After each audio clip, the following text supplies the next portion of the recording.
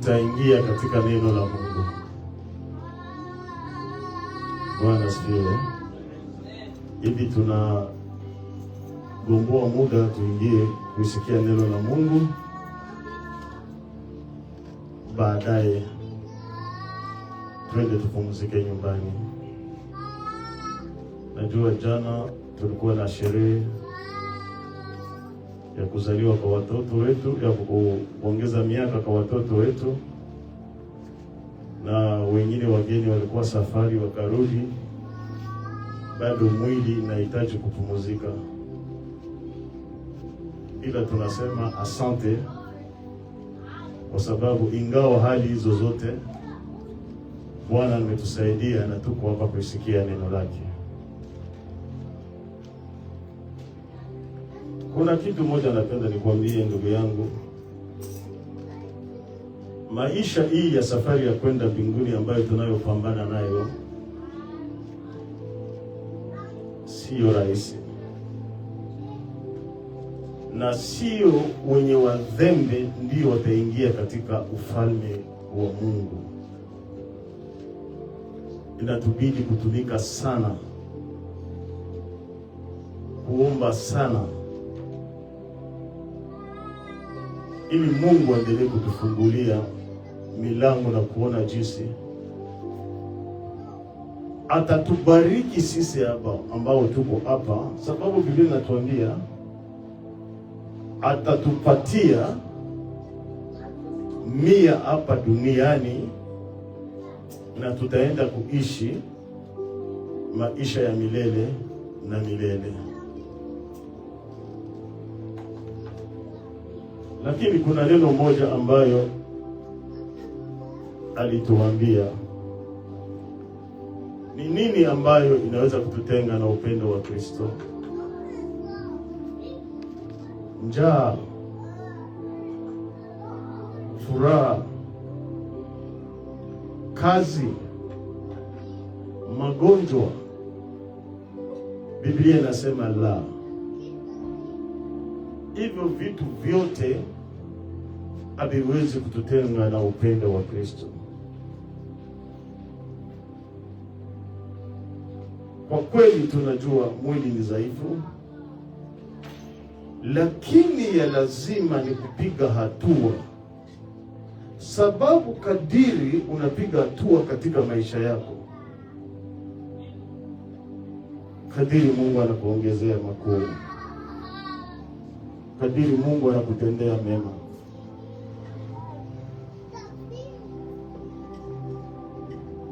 Wewe uko kama mpandaji, mimi niko kama mpandaji. Unajua wakati unapanda shamba, sio wakati unatia mbegu ndani ya udongo ndiyo siku utapata matunda. Vivyo hivyo katika maisha ya kiroho.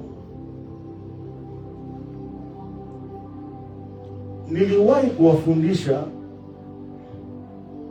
nikasema ya kwamba katika uchungaji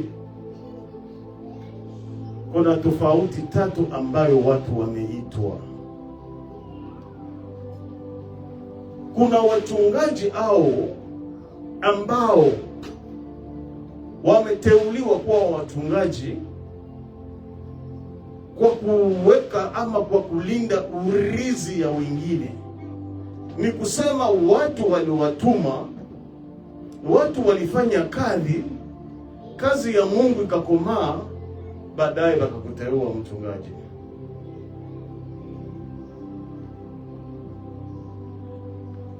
Type ya pili ya mchungaji ni wewe ambaye unakomaa katika kanisa inaendelea, unafanya kazi katika kanisa, baadaye wanasema tunataka maendeleo fulani kwa ajili ya kazi ya Mungu.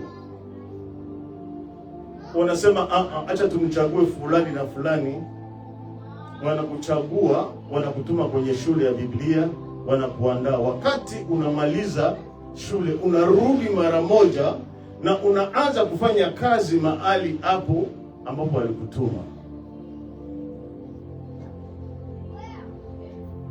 Ni wachungaji wengi kama hao ndio wanasimama kwenye makanisa, na kuna type moja ya mchungaji ambayo hiyo ndiyo unaona maono, unasema ya kwamba naenda kuanza kazi ya Mungu.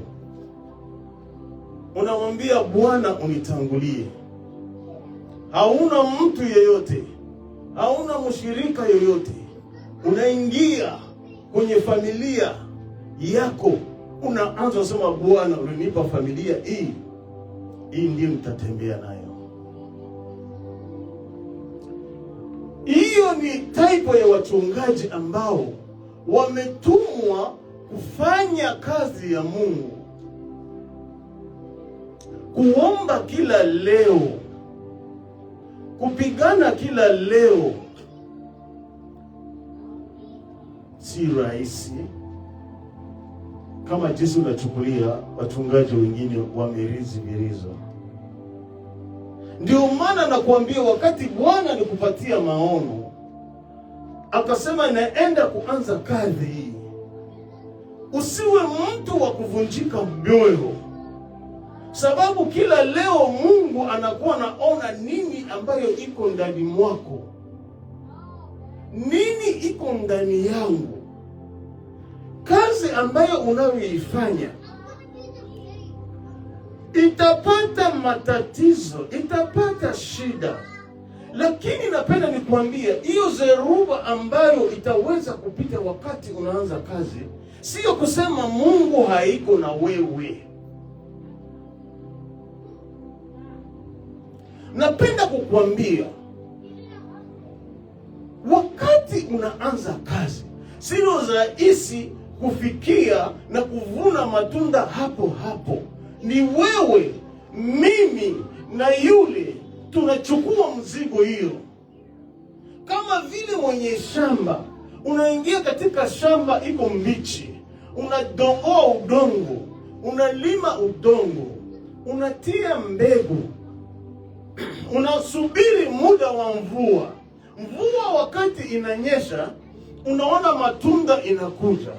Lakini wakati mbegu ambayo ulitia ndani ya udongo inaanza ota, usifikirie kwamba itaota yenyewe. Hapana.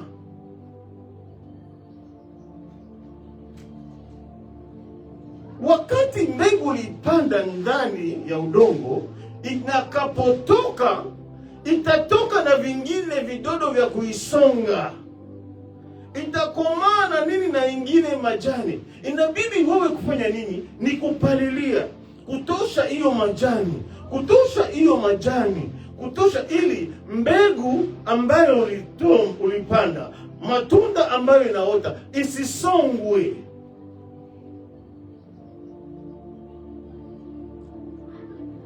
Sababu wakati mbegu ambayo unapanda ikisongwa, haiwezi kutoa matunda mengi.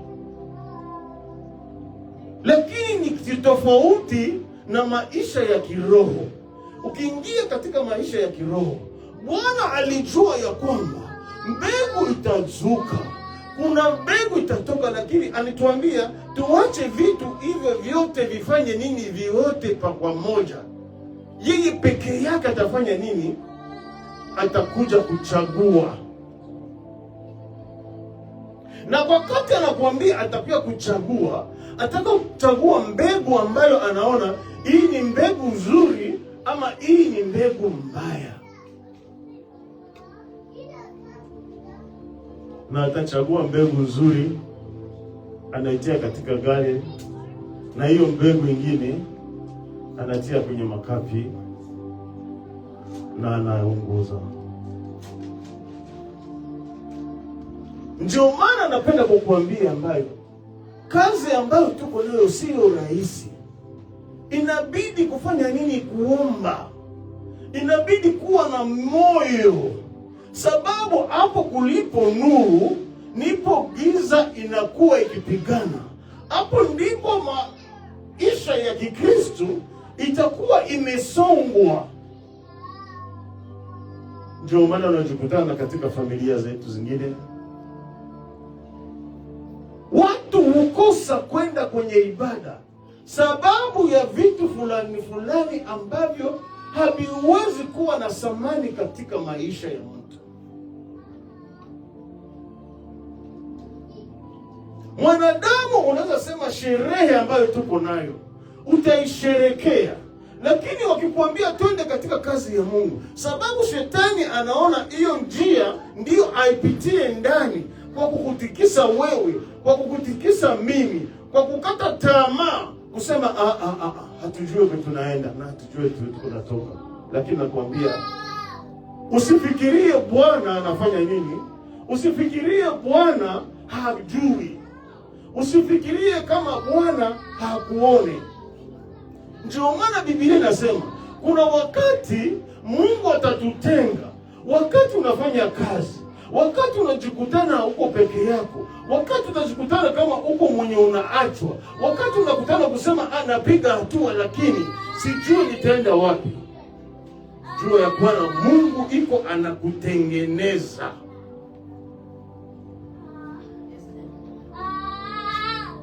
Usikuwa mwenye kukata tamaa. Wakati Mungu anakutengeneza, atatoa wengine, atakuacha peke yako. Utajikutaza, nimefanya nini? Ni kitu gani ambayo inatuma nisifikie hicho ambacho ninakokifikia?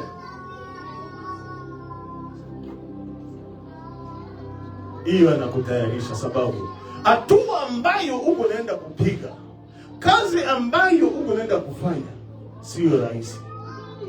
Ndio maana anafanya nini? Anatuambia tuwe watu wenye moyo mzito, tuwe watu wa kujua kama Bwana anatenda kwa muda wake. Haimaanishi hali gani utaona, haimaanishi kukata tamaa gani utasikia, haimaanishi kuona hali ambayo itakusonga. Wewe simama, jua ya kwamba Mungu anakuona, iko anakutengeneza, anakuponda. Angalie msimamo wako uko wapi, na wakati anakutayarisha ndipo hapo utakuya ona makuu yake, sababu kazi ambayo unayoibeba sio rahisi, ni kazi nzito.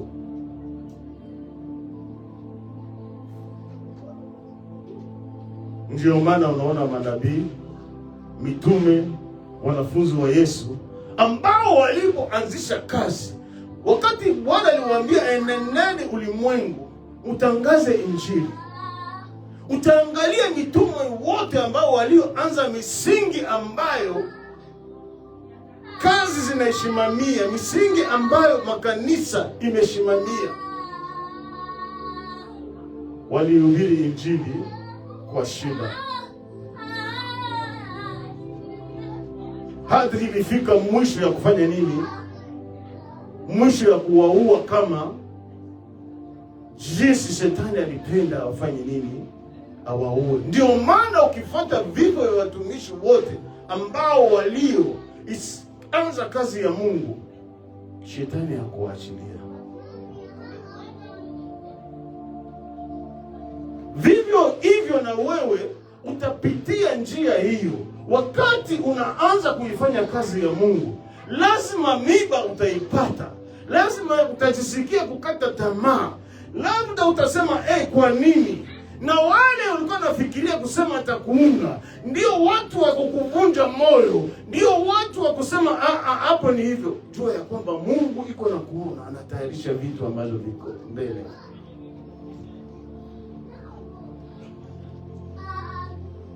Ndio maana unasikia Biblia inatuambia amtegemee mwanadamu na alaaniwe.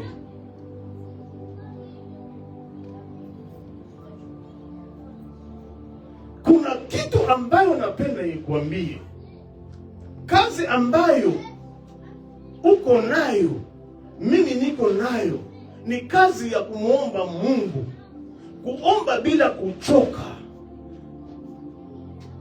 kuomba bila kukata tamaa, ni kumwambia Mungu,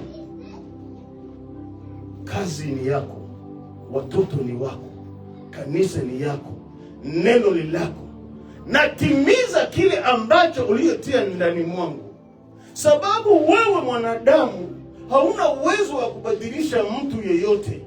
unaweza ukahubiri Injili, unaweza ukafundisha, Bwana anakupa neno, lakini hauna uwezo wa kubadilisha mtu. Ila ni Mungu peke yake ndiye anayokuwa na hiyo uwezo na uamuzi wa mtu mwenyewe, wakati Roho wa Mungu anaingia ndani mwake na anamgeuza. Ndio maana Biblia inatuambia usikate tamaa. Simama, fanya kazi yako. Jua ya kwamba unaifanya kazi ya Mungu. Haimaanishi nini utapitia. Utaviona vitu vingi. Utajisikia kama umeachwa, lakini Mungu hata kuachilia. Sababu anajua nini anakutengeneza. Ndio maana napenda ujue tuko hapa, Bwana endelea kututengeneza. Leo sio maisha ya kesho. Maisha ya juzi haiko ndio maisha iko. Leo ambayo uko nayo sio ndio ambayo itakuwa kesho. Bwana anatufunza ili tuendelee kushimama na kujua ya kwamba ni yeye anayefanya kazi. Ndio maana nitaongea kwa kifupi siku ya leo, ndugu yangu. Ni wewe na mimi kuomba. Sababu usipoomba itakuwa nguvu kwako. Utakata tamaa. Na wakati tunaomba katika nini? Tunaomba katika hali njia ambayo tunaiomba, lakini jiulize wewe na mimi, tunaomba namna gani? Nasema karibu sana dada Luiza kwenye ibada ya siku ya leo. Mungu akubariki. Naona uko nasi kwenye mtandao. Kuomba ambayo tunayoiomba sio nini, sio rahisi, lakini kunakuwa vitu ambavyo tunayoviomba. Wakati tutapambana, wakati tutaendelea kuifanya kazi ya Mungu, ni maombi ambayo tunaomba. Na tunajikutana kama wenye kukata tamaa, sababu mara nyingine tunatumia maneno ambayo hatuwezi kutumia kwa Mungu. Na sisi wa Kristo tunatumia maneno hayo wakati tunamuomba Mungu, tukifikiria ya kwamba tunaomba vizuri. Kumbe hayo maneno ambayo tunayoyatumia mbele ya Mungu inazuia maombi yetu sipasue na makuu ya Mungu ifanye kutengeneza.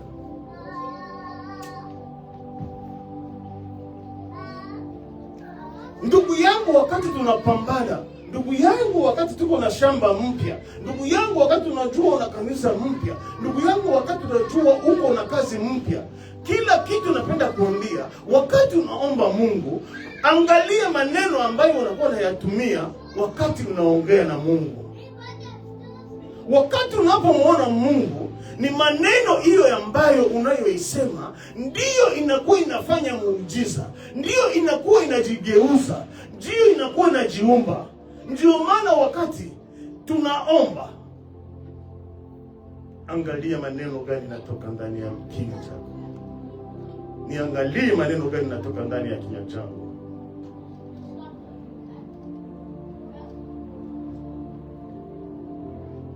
Mara nyingi sisi wa Kristo tunakuwa tukiomba mkuomba tu, sababu tunajua tunaomba, ila hatujui nguvu ya maneno tunayoyaongea mbele ya Mungu.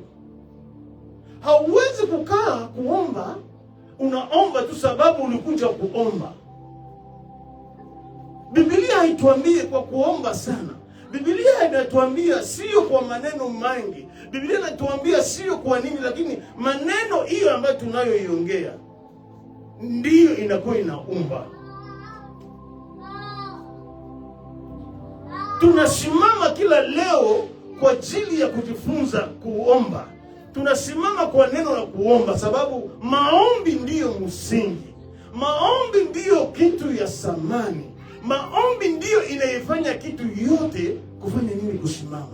Lakini shetani anapiga silaha yake kwa kufanya nini? Kwa kutupatia vitu ambavyo tofauti, vya kututoa katika mapenzi ya Mungu na kutuima hiyo muda ambayo tunaweza kumwomba Mungu ili tuifikie.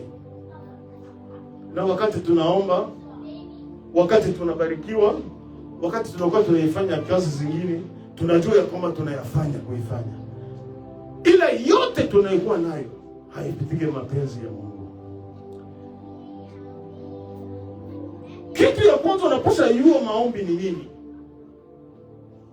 Sio kukuja kuomba tu, hapana. Maombi inatuunganisha na Mungu.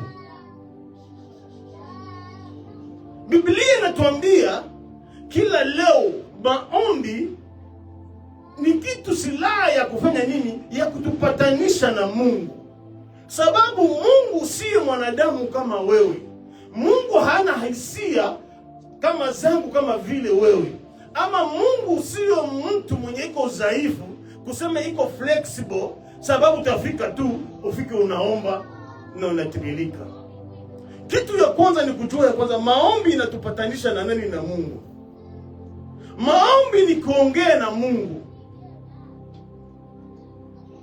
Sababu wakati unaomba unakuwa na muda wa kuongea na Mungu, kama vile baba na mtoto anaongea.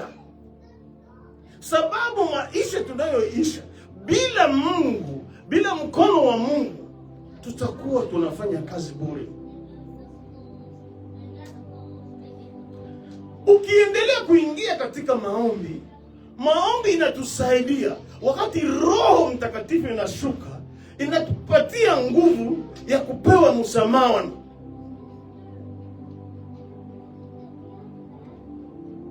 Pia maneno ya Mungu inatuambia nini? Maongezi na baba yako, kama jinsi nakwambia, ukiomba Mungu unakuwa unaongea na mama, unakuwa unaongea kama na baba, sababu yeye ndiye baba yetu peke yake. Tunaweza kusema maneno tofauti wakati tunamuomba Mungu.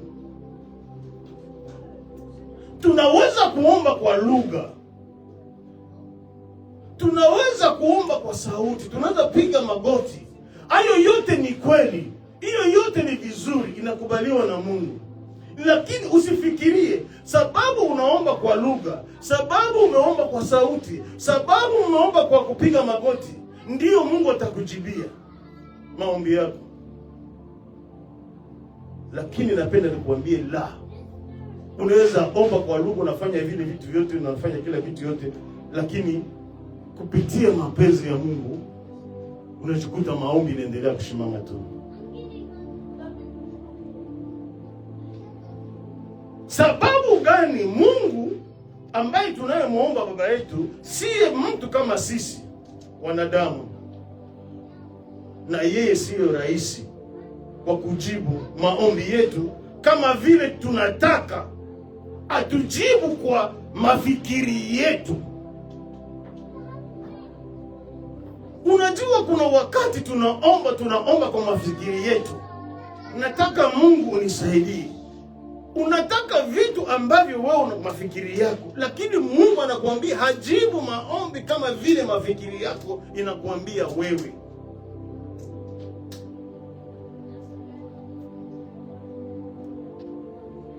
Juu ya nini nakuambia neno hili? Majibu kwa maombi yetu ambayo tunaomba kila siku ni zawadi kutoka kwake Mungu. Ni zawadi ambaye anawapatia wale wanaotembea katika mapenzi yake. Majibu ya maombi napenda ujue kama ni zawadi. Na zawadi hiyo ni Mungu anaipatia kwa wale wanaotembea na mapenzi yake. Kuna kitu moja napenda nikwambie ndugu yangu, mama yangu. Ni ya lazima wewe kujua wakati ukimtuma mapenzi yako kwa Mungu, ama ukiomba maombi yako kwa Mungu na bado hauende na mapenzi ya Mungu, hautaweza kujibiwa.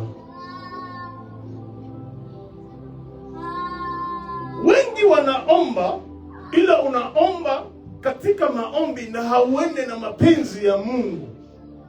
Unakutana mapenzi ya Mungu, ukitembea na mapenzi ya Mungu, utembee na kazi yako na mapenzi ya Mungu. Unapotumika kazi unasema Bwana nipe muda niisikie neno lako, unamtanguliza Mungu, itakuwa vizuri na utakutana kazi ambayo uko nayo inasimama. Ila wakati hautembei na Mungu utajikutana unafanya nini? Unatumika lakini kazi haiende, leo kazi, kesho kazi, leo kazi. Unajikutana uko hivyo kupanda. Lakini ule ambaye anayetia kutanguliza Mungu mbele anasimama na kazi yake. Ndio maana kitabu tukisoma katika kitabu ya Mathayo sura 6 mstari wa 7 mpaka 8 anakuambia, nanyi mkiwa katika kusali msipayuke kama watu wa mataifa, maana wao huzani ya kuwa watasikiwa kwa sababu ya maneno yao kuwa mengi.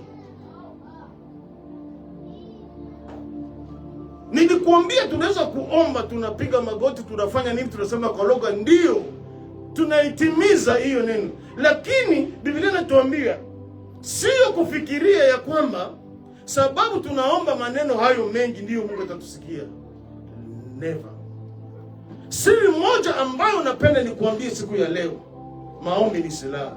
Lakini ukisikia mstari wa maneno atuambia, basi msifanane nao, maana Baba yenu anajua mnayohitaji kabla nyinyi hamjamuomba.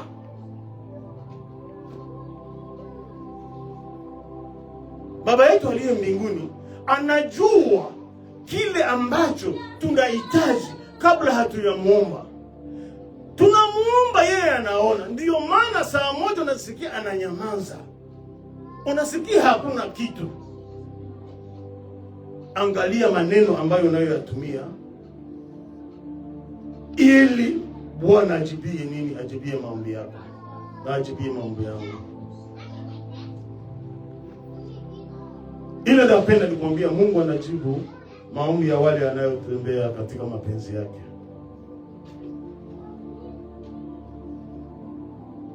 Kuna kitu ambayo nilipenda nikuambie, ndio maana angalia kile ambacho kinatoka ndani mwako. Angalia maneno gani unasindikiza mbele ya Mungu. Sababu hiyo maneno unasindikiza mbele ya Mungu ndiyo inafunga, haipasue.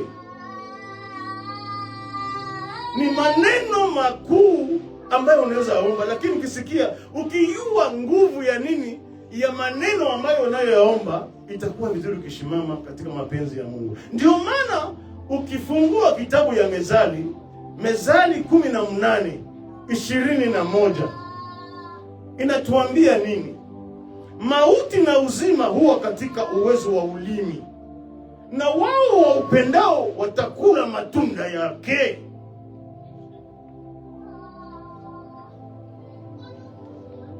Wewe unaweza kaomba lakini haujui nini? Haujui hiyo maneno unayoitoa kunatoka laana, kunatoka baraka. Angalia maombi ambayo unayoomba, inaenda kwenda ya laana ama inaenda kufanya nini? Inaenda kuwa ya amani. Sababu Biblia inatuambia katika ulimi ambao unaotumia na wao unaotumia, unao uwezo,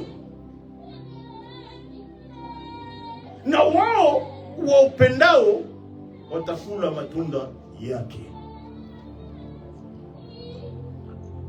Ni kitu moja ambacho tunakuwa tunaifikiria katika maisha yetu.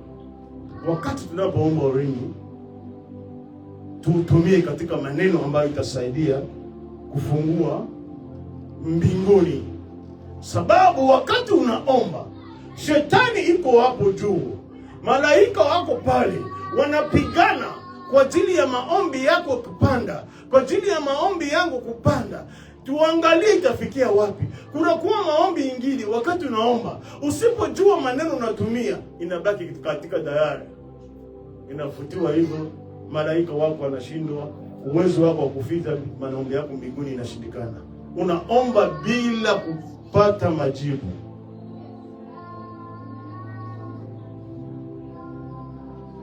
Hii ambayo Biblia inasema hapa hivi, kusema mauti na uzima huwa katika uwezo wa ulimi, na wao waupendao watakula matunda yake. Sio kumaanisha ya kwamba nimesema hiyo sio maneno ambayo unayoongea na watu, ila ni maneno ambayo umeongea na Mungu katika wakati unapomuomba Mungu. Sababu wakati unapomuomba Mungu, angalia maneno ambayo nasema, ulimi ule uko na uwezo, na huo uwezo uko nayo, tumia hiyo uwezo ili upate matunda. Angalia jambo gani unafanya nini, unaongea na Mungu wako. Ndio maana siku ya leo napenda tufanye nini? Tuangalie jambo hili, maneno ambao tukiwa tukiomba tusifanye nini, tusitumie ili Mungu atujibie, ili Mungu ajibie maombi yako. Iko karibu neno 6. Na neno ya kwanza, wakati unaomba Mungu, usimwombe Mungu kusema, Mungu kama ni kweli unihakikishie jambo hili. Unajua kuna wakati sisi wenyewe hatuna imani, sisi wenyewe hauamini kitu, lakini Biblia inatuambia huko, kabla wewe huyaomba, Mungu anajua ni nini uko naomba. Ndio maana neno hili linakuambia, wakati unaomba, hapana kusema, Mungu kama ni kweli unihakikishie jambo hili. Unaweza kuona pata deception, unaweza kuona jikutana huko katika wingu, unajikutana katika relationship yako, unajikutana katika ndoa yako, unajikutana katika hali yako. Wakati unapiga magoti, usimwambie Mungu kama ni kweli unihakikishie hiki jambo, kama ni kweli ni kiango kinaishi nayo. Wakati unaomba vile katika maisha ya ulimwengu, katika ulimwengu wa roho, inamaanisha kumjaribu Mungu wako. Sababu Mungu alikwambia anajua maombi yako. Kisha wewe unamwambia Mungu, kama unaona nyumba hii ni yangu, unihakikishie. Unakuwa kama unamjaribu Mungu. Na katika maisha ya kiroho, Biblia inatuambia usimjaribu Bwana Mungu wako. Ukisoma kitabu ya Mathayo sura 4 mstari wa 7 nasema nini? Yesu akamwambia, tena imeandikwa, usimjaribu Bwana Mungu wako.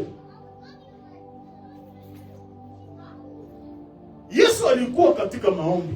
Anatoka katika maombi mlimani siku 40. Anakuja, anatembea, anafika, anakwaa, anakaa kwenye jiwe, anasikia njaa. Ni muda wa kusema nini? Muda wa kusema na mimi nipumzike. Lakini shetani akafika akamwambia, Yesu, najua una njaa na una uwezo, lakini kama wewe ni mwana wa Mungu, ufanye nini? Ugeuze mkate huu, ili ugeuze jiwe hii ili geuke mkate. Sio kusema wakati unajaa Roho Mtakatifu. Sio kusema wakati unaisikia neno ya Mungu, unafunga kuomba, unatembea na mapenzi ya Mungu, uko mbele ya Mungu, ndio kusema majaribu haiwezi kutimilika. Hapana. Majaribu itakuwa wakati unasimama tu. Ndio maana Yesu wakati alikuwa akimaliza maombi, shetani akafanya nini? Akazunguka mwambia, kama wewe ni mwana wa Mungu, geuza jiwe hili kuwe mkate. Alijua ya kwamba Mungu anaweza kufanya hiyo miujiza. Alijua kwamba Yesu anaweza fanya miujiza ile, sababu alizidisha samaki 3 na mikate 5 na milioni ya watu walikula. Lakini akamwambia, kama wewe ni mwana wa Mungu, geuza mkate. Alijua. Kwa nini? Alipenda kumjaribu Mungu. Na wewe kila leo wakati unapenda maombi, usitumie maombi kusema Mungu nataka unihakikishie hiki, Mungu nataka unifanyie hili. Kama ni mapenzi yako, angalia unihakikishie nijue. Unakuwa unaomba rongo maneno ambayo Biblia inatuambia usitumie. Na maneno hiyo haipiti kwenda kwa Mungu. Sababu unakuwa kama unamjaribu Bwana Mungu wako. Neno ya pili, wakati unaomba Mungu, watoto wa Mungu Mkristo, katika safari ya kufanyikiwa, shika maneno haya, utaona makuu ya Mungu. Neno ya pili, wakati unaomba Mungu, hapana kusema Mungu, nastahili vitu vingine kuzidi kushinda hivi ninavyo. Unajua mara nyingi Mungu anatubariki. Mungu anakupatia riziki. Anasema riziki hii niko nayo. Sina chakula. Nilikuwa sina tumaini ya kukula leo, lakini napata chakula. Baadaye unafika kisha kukula unasema ingelikuwa basi Mungu unanipatia chakula ingine kupita hii. Unataka zaidi ya ile ambayo uko nayo. Usitumie maneno inastahili kama unastahili vitu vingine. Sababu Biblia inatuambia katika ulimwengu wa roho unakuwa mtu asiyekuwa na shukrani. Sababu Biblia inatuambia tushukuru kwa kila jambo, kila ambacho Mungu anakupatia. Jinsi Mungu alikufanya, wewe shimama, wewe angalia, mwambie Mungu nashukuru kwa hii ambayo uliyotenda kwa ajili ya maisha yangu. Hapana kumwambia Mungu ndio nimepata, lakini ningependa unipe zaidi ya hiyo. Ingie katika ulimwengu wa roho, sababu kila siku nakwambia vita ambavyo tunavyovitumika sio vita vya damu na nyama, ila ni vita vya Roho Mtakatifu. Na vita hivyo vinatingiza kwa giza, vinapigana kwa giza ili vikuje vizizirishe kwa mwili, sababu nafsi yetu Mungu alitia ndani ya mwili huu ambao tuko nao. Tuwe watu wa shukrani.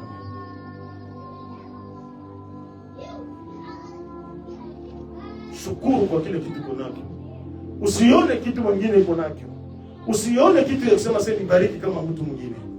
Shukuru kwanza jinsi ulivyo, na hapo utapiga hatua ya kumfikia Mungu. Kwa nini Biblia inatuambia vile? Ukisoma kitabu ya Warumi 6:23 inakuambia, kwa maana mshahara wa dhambi ni mauti, bali karama ya Mungu ni uzima wa milele katika Yesu Kristo Bwana wetu. Ukishaipitia unaenda vitu kama vile, unajikuta ya kwamba unakuwa kama watu ambao wasio shukurani. Unajikutana katika watu ambao unakuwa unatendelea ukifanya isiyompendeza Mungu. Lakini ukikamata karama ya Mungu unasema, Bwana asante kwa hii ambayo imetokea. Unamtanguliza Mungu. Mungu ni uzima wa milele, sababu yeye ni Kristo yetu, na atakutendea makuu kila leo.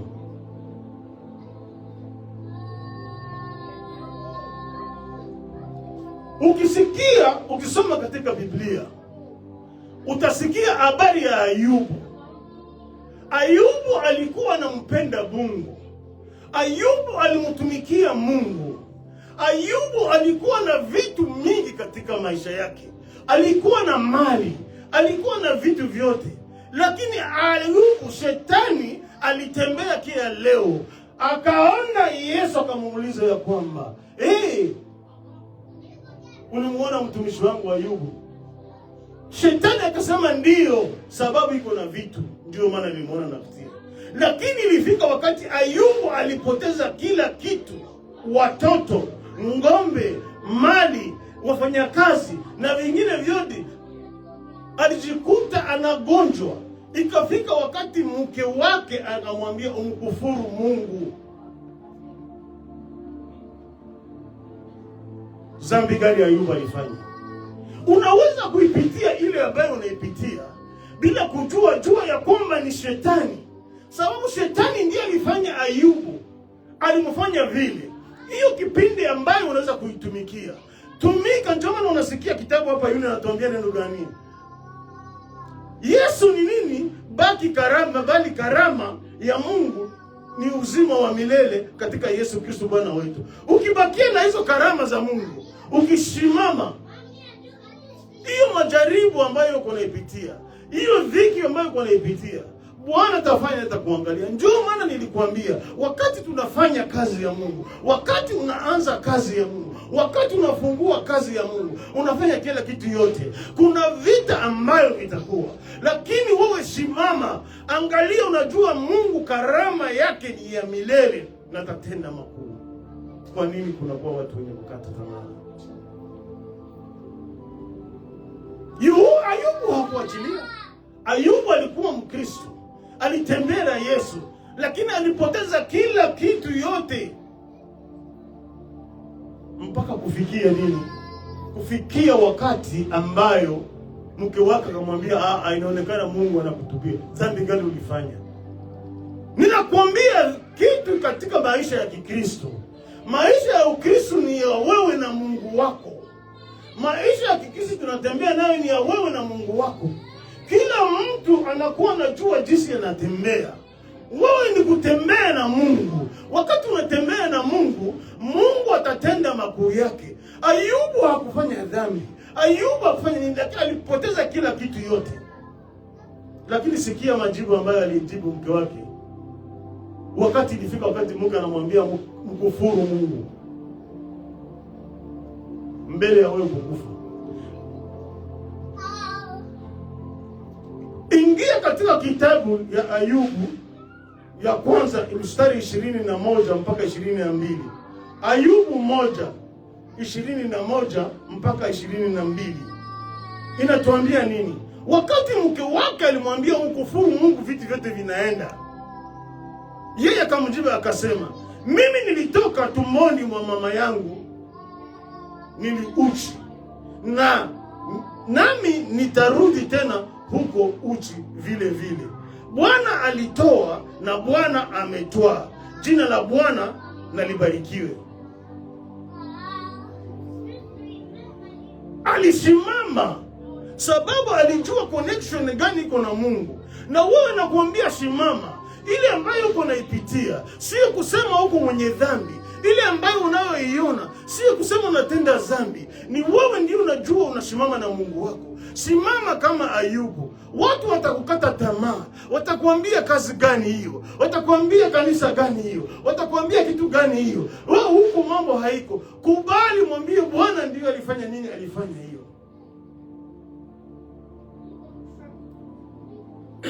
Kisha kumjibu mke wake hiyo, alitoka uchi na karudi uchi. 22 natamia nini? Katika mambo yote Ayubu hakufanya dhambi wala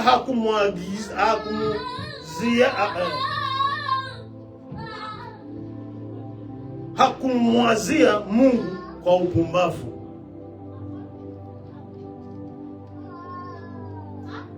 Ni kitu ya samani sana. Umalize vitu vyote vimaliziki. Vitu yote viende. Lakini neno la faraja alifanya nini? Katika mambo hayo yote Ayubu hakufanya dhambi wala hakumwazia Mungu kwa upumbavu. Wewe simama kama vile Mungu anakufanya nini? Anakusaidia. Simama. Ipitia jengo na ipitia. Asha maisha ya Ayubu baada ile yote ilipita, alipata vitu tena tofauti kama vile alikuwa navyo. Na wewe vile vile kile ambacho tunapokipitia, Bwana atakigeuza. Bwana atageuza agenda. Hii maisha uko naiona, kazi hii ambayo uko naiona, siku moja utasema asante Bwana. Ulitenda mema. Ni maombi yetu na maneno ndio tuyatumie. Sababu maneno ambayo tunaipatia Mungu nayo uwezo. Ukisikia neno la tatu na kuambia usioni, naenda kwa urefu sababu tunaenda kumaliza. Wakati unasali Mungu, uko naomba Mungu, unafika katika maisha inakusikia usimwambie Yesu ama Mungu wangu siwezi msamehe mtu huyu. Wengi wanajua wakati tunafarakana, wakati shida inapita, wakati matatizo yanapitia, unajikutana uliumia, unajikutana ulikata tamaa, unajikutana walichokufanyia ni kitu ambacho kiko tofauti. Unakamata unatia kitu ndani ya roho. Baadaye unasema mimi siwezi kusamehe mtu huyu sababu yeye kitu kinipitia. Katika maisha ya kiroho unakuwa unarudisha nini? Unarudisha hiyo riziki yako ambayo Bwana alikutendea. Sababu Yesu naye alipigwa majiwe. Watumishi walipiga majiwe. Ayubu alipata makosa. Ayubu alitukaniwa. Ayubu alitumia watu, lakini hakufanya kitu yote. Kwa nini wakati sisi kwa sisi tunakoseana?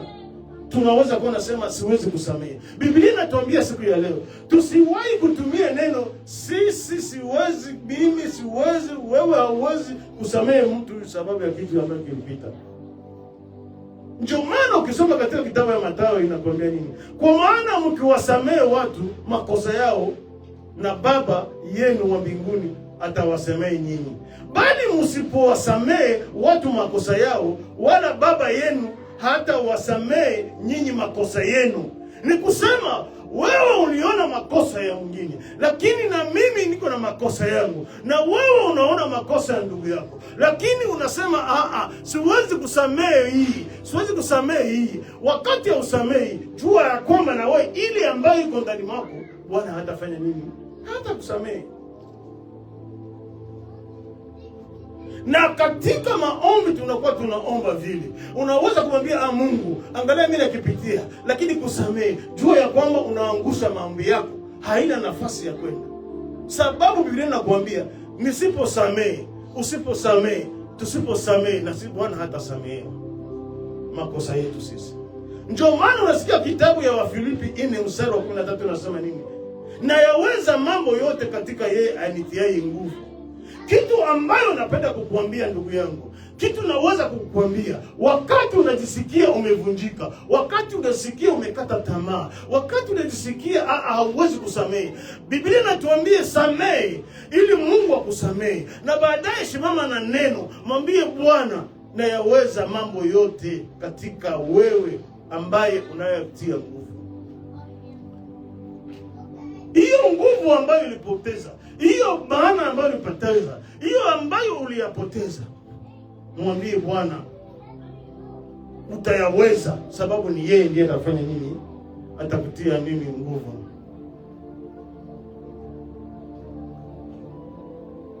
Hiyo ni msingi ambayo sisi wa Kristo tunakuwa tunaitumia kila leo, lakini hatujui kama iko neno zito katika maisha ya kiroho inatuma hatujibiwe, hatuende mbele na turudi nyuma katika maisha yetu.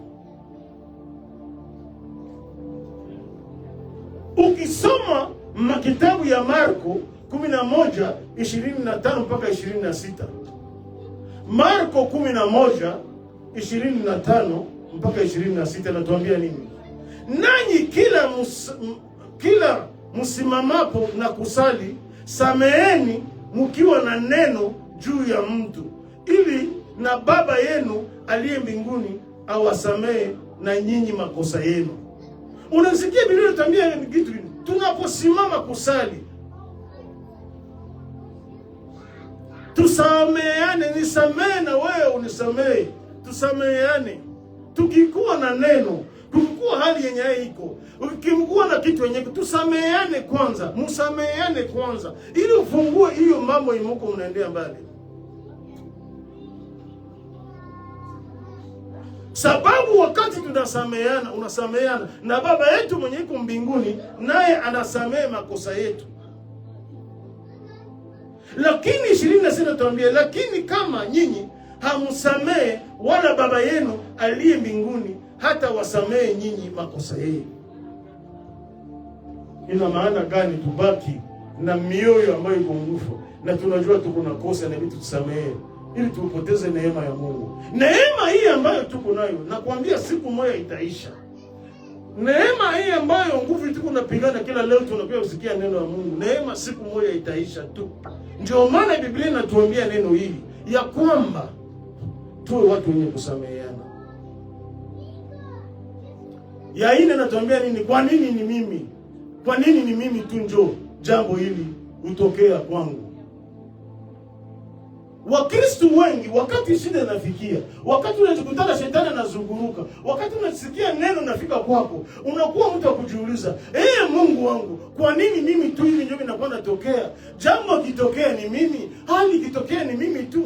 Manake ni mimi nimefanya nini ili kila kitu kinatokea kwangu? Wakati unapoomba, hapana simama na neno hiyo, kwa nini mimi?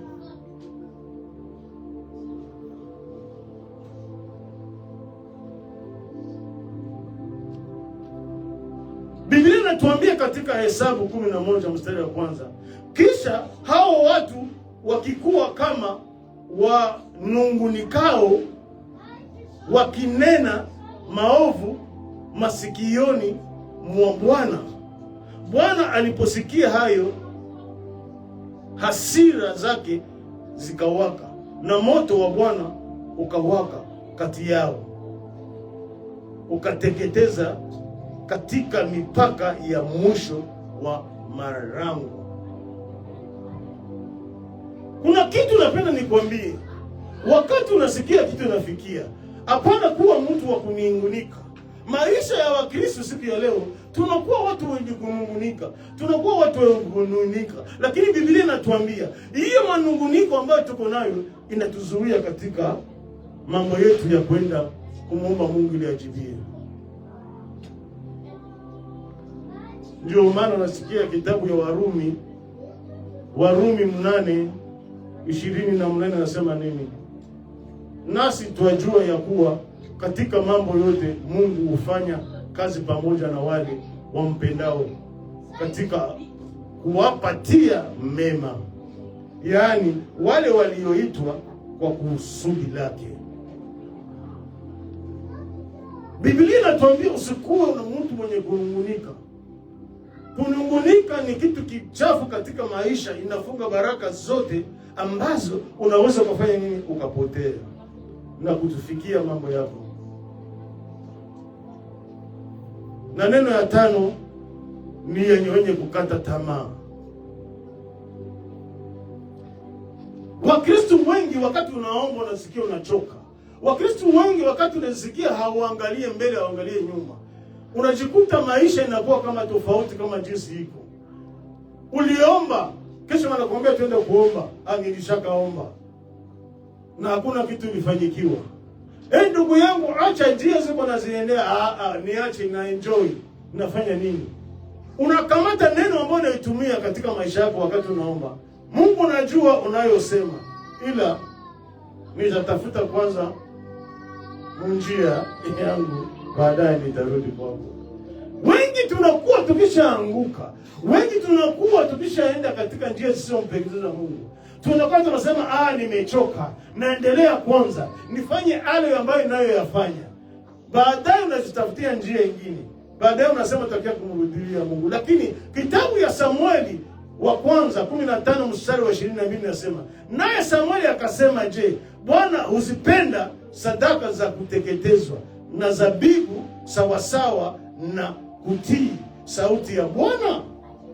Angalia, kutii ni bora kuliko dhabibu, na kusikia kuliko mafuta ya beberu. Sikia kile ambacho wanakuambia. Wakati unakuwa mwenye unaenda kinyume na mapenzi ya Mungu, wakati unajifariji na dhambi ambazo ziko nazo, Biblia inakuambia Bwana anataka nini? Anataka sadaka ya kuteketeza. Wewe ni kuhubiri Injili, wewe uhubiri neno la Mungu, wewe sema makuu ya Mungu, ili Mungu afanye nini? Akutakase na kufikie katika kitabu ya nini? Ya mapenzi ya Mungu. Biblia inatuambia mtumaini Bwana kwa moyo wako wote, wala usitegemee akili zako mwenyewe. Hiyo ambayo unakuwa unategemea, unasema mimi nafanya hivi sababu mambo iko hivi, nitafanya hii, nitaenda katika dhambi, acha nifurahi kwanza. Biblia inakuambia nini? Toka mahali huko, umtamainie Bwana kwa moyo wako wote, wala usitegemee akili zako mwenyewe, sababu akili zako mwenyewe zitakuponda. Na neno ya mwisho tunaenda kufikia hapa kuisema, inakuwa nyuma. Sababu nenda kwa dhambi, wanakuambia, wanasema iko nyuma, nitakuja baadaye. Lakini nakuambia katika yote hakuna mtu iko nyuma. Hauyakuwa late katika maisha ya nini? Katika maisha ya Kikristo. Unaweza ukarudi nyuma. Unaweza kutembea katika njia unazifanyia. Shetani anaweza kukunyang'anya na kuponda, lakini haiyakuwa late kurudia. Ndio maana kitabu ya Luka natuambia nini? Kisha akasema, Yesu, nikumbuke utakapoingia katika ufalme wako. haiko nyuma, sababu Yesu wakati alikuwa kwenye msalaba alitundikwa na watu wawili, lakini watu wawili walimziaki. Walipomziaki, mmoja akasema neno gani? Usimdhulumu huyu, hana kosa. Sisi tumefanya nini? Tumepata makosa yetu. Lakini neno moja alifika, alikuwa akikufa kwenye msalabani, aliwaua watu, alifanya mapenzi yake ambayo ni nini, ikapita akapata dhahabu. Lakini alitoka akasema, Yesu, nikumbuke utakapoingia katika ufalme wako. Yesu akamwambia, amini nakwambia leo hii utakuwa na nini? Utakuwa na mimi katika ufalme wa Mungu. Kuna kitu ambayo napenda nikwambie siku ya leo. Neno hizi ndugu yangu, endelea kuzisoma, endelea kusikia. Unapofika nyumbani, ingia kwenye YouTube, usikilize mafundisho haya. Wewe unaye kutumia Facebook, ingia kwenye Facebook page ya kanisa, uyasikie maneno haya, uwatimize, sababu haya yatakusaidia katika maisha ambayo unaiendea, katika vitu ambayo uko unaviendea, katika kila kitu yote unaendelea kufanya kwa ajili ya mapenzi ya Mungu. Mungu ni mwema katika maisha yetu. Alipenda tuone siku ya leo na kukuambia kama bado hauyakuwa late. Anaweza yote, sababu yeye ndiye kimbilio letu na msaada wetu. Naomba neno hili ibaki ndani yetu na ifanye kazi katika maisha yetu.